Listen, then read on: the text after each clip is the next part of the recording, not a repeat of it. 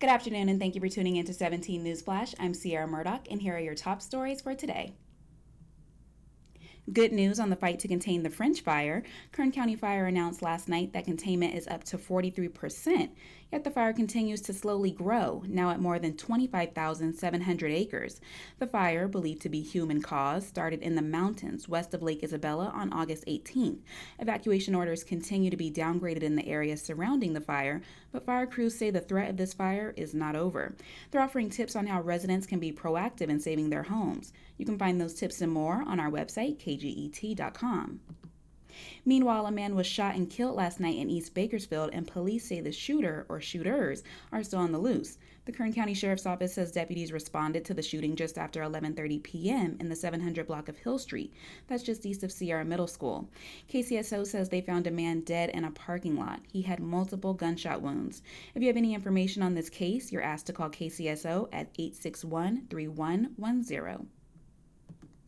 And it's been nearly 5 years since a crash that severely disabled a young woman. Prosecutors say Esteban Gutierrez was driving drunk and ran a red light on Callaway Drive, hitting a car driven by 23-year-old Jordan Farnsworth. After pleading no contest to DUI hit-and-run charges last year, Gutierrez fled to Mexico. After 18 months of being on the run, prosecutors say Gutierrez was arrested in Tijuana last week, and he was sentenced to 12 years this morning. Meanwhile, police say 35-year-old Alexander Vera has been charged in connection with an assault on radio host Ralph Bailey last month at Casey's Steakhouse. Vera is charged with battery with serious bodily injury and is scheduled to be arraigned next week. Bailey told 17 News that he never saw or talked to Vera before that evening.